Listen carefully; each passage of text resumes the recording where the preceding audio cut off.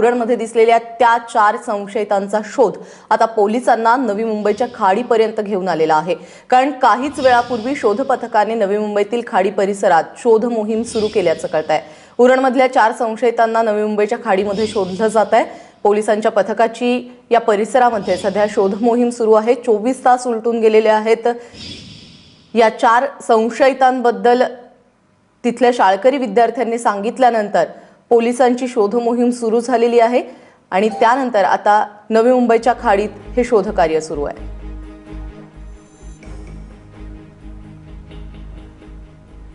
उरणमध्ये काल सकाळी 5 संशयित अतिरेकी घुसले असल्याचं ही माहिती समोर आल्यानंतर संपूर्णपणे उरण बरोबर इतर ठिकाणी सुद्धा बंदोबस्त मोठ्या प्रमाणात करण्यात आलेला आहे। उरण समुद्र किनारे लागून जो खाडी किनारा आहे तो खाडी किनारा सुद्धा मोठ्या प्रमाणात सर्च ऑपरेशन सुरू आहे। या खाडी किनाऱ्यामध्ये नवी मुंबई पोलीस असेल, कोस्टल गार्ड असेल, नेव्ही असेल किंवा इतर ज्या सुरक्षा यंत्रणा आहेत त्या सुरक्षा यंत्रणेच्या माध्यमातून हा सर्च ऑपरेशन सुरू आहे।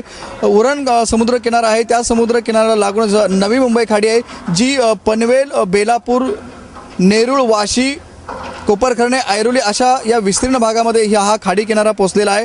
त्यामुळे हा संपूर्णपणे जो खाडी किनारा आहे तो खाडी किनारा सर्च करण्यात येत आहे नवी मुंबई पोलिसांच्या माध्यमातून आणि कोस्टल गार्ड असेल आणि इतर सुरक्षा यंत्रणा आहेत त्यासुद्धा या मोहिमेमध्ये जोडल्या गेलेल्या आहेत।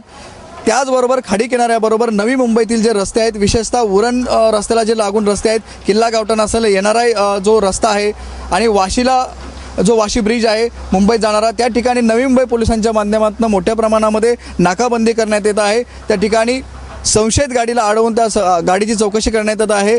गाडीमध्ये डिक्कीमध्ये वगैरे या ठिकाणी चेकिंगसुद्धा करण्यात येत आहे। त्यामुळे उरणमध्ये ज्याप्रमाणे पूर्णपणे सर्च ऑपरेशन सुरू आहे तसाच प्रकारचं सर्च ऑपरेशन असेल किंवा नाकाबंदी असेल नवी मुंबई पोलिसांच्या माध्यमातून खाडीमध्ये आणि रस्त्यावरती नाकाबंदी करून करण्यात येत आहे।